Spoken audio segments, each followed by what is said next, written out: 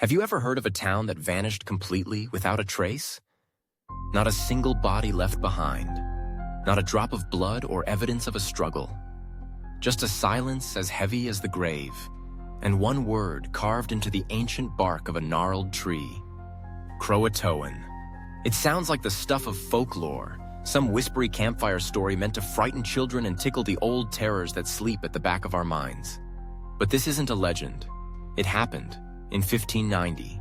To this day, centuries later, no one knows where the lost colony of Roanoke went. Yet some believe, in the shadows of the modern world, its darkness lingers. Tonight, we venture into a true story, so chilling, so inexplicable, that its echoes have never entirely faded. And if you listen closely, you might just hear it calling you too. It begins on a humid August morning. Sunlight filtering through the low pines of an island that had once promised new beginnings. John White, English governor, artist, and grandfather, steps ashore after 3 years lost on the wrong side of an unforgiving ocean. He squints at the cabins he left behind, now empty, roof beams caved in, splintered doors swinging in the wind. The air is still. Too still. Not even the chirp of a bird or the scurry of a distant animal. Only the distant crash of the Atlantic and the dull ache of dread tightening in his chest. He calls for his daughter, Eleanor Dare, and his infant granddaughter, Virginia, the first English child born in America, a girl he's only known a few days in her pink, squirming infancy. He calls for her husband, Ananias, for old friends and neighbors who set out with nothing but hope in their own hands. No one answers. John and his men search the ruins for any sign. A broken plate, a child's shoe, something that might explain what happened. The palisade is toppled, but there's no sign of battle. No arrows, not a drop of blood. No grave mounds. They find treasured books left to rot, cooking pots rusted through, but not a living soul.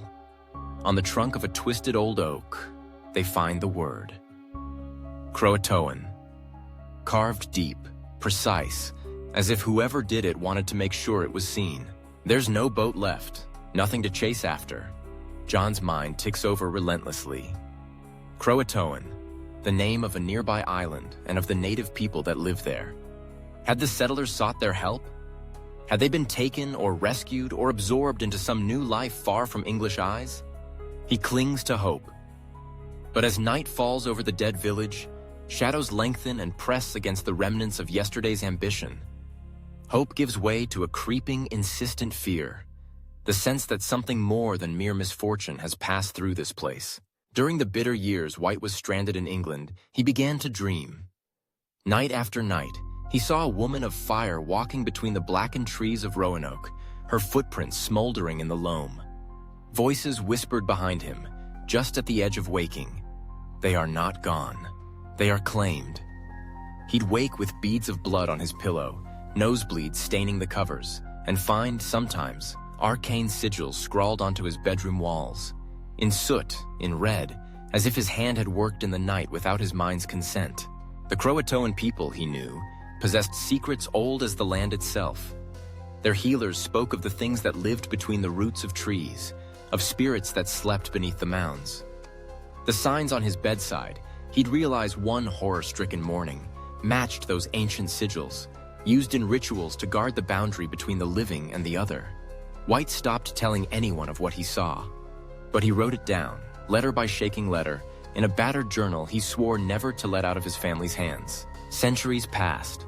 The world moved on. The land changed beneath the pressure of history.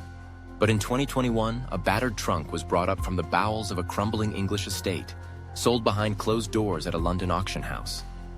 Amongst the faded relics, a small, thick-bound book.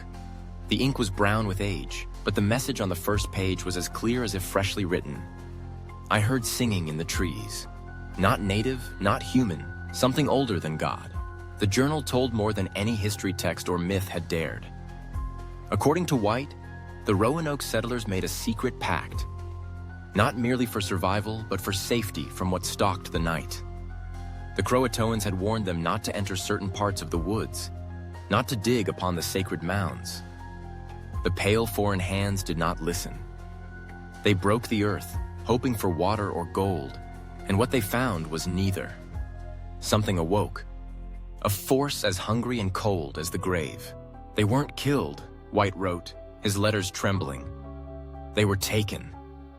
A chain of transactions, not in gold or land, but in names and souls. A currency that could never be fully repaid. It wants names. If we forget them, it eats again. With this, the journal ended. The final page, torn and blood-spotted, a warning whispered from the past. The world should have left such things to rest. But there are always those who chase after shadows, who seek out what is better left buried. Dr. Harriet Shaw was one. Scholar of the supernatural, she'd spent her career threading the needle between science and the unexplained.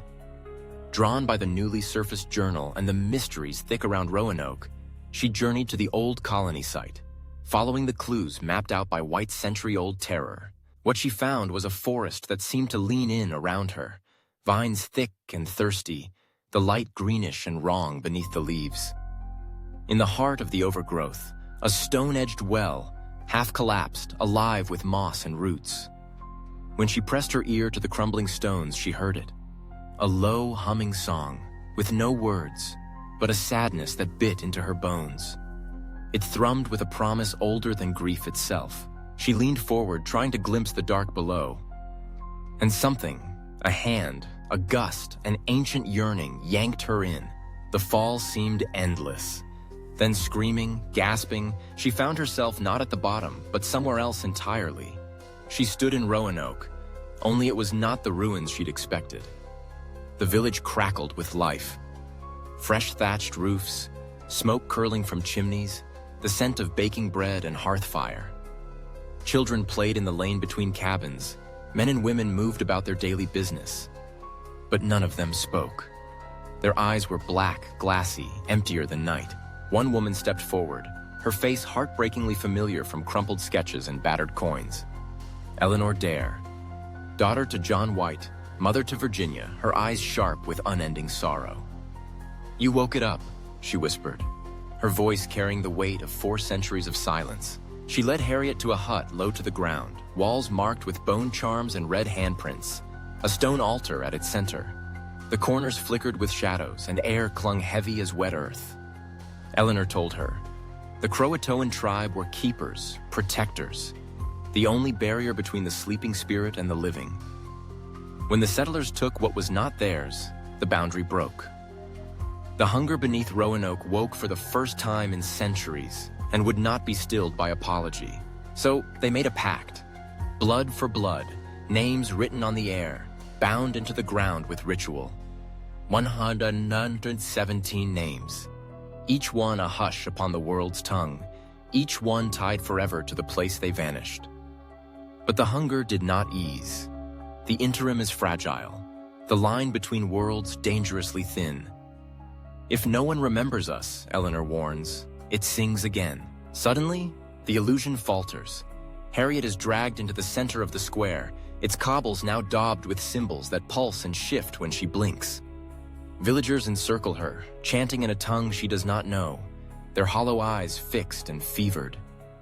In the center, a blood-stained altar, hands rising from the soil, brittle as roots, clutching at the humid air. In that fevered moment, a voice not of this world rings in her head. New blood, new name. Eleanor breaks ranks, her voice torn with ancient grief. "Jump into the well! That's the only way out!" Harriet runs, fighting through spectral hands, and throws herself once again into the black. Everything collapses into oblivion.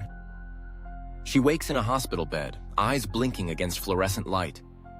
2 hikers found her collapsed beside the old Roanoke well, skin cold, heart skittering just barely in her chest.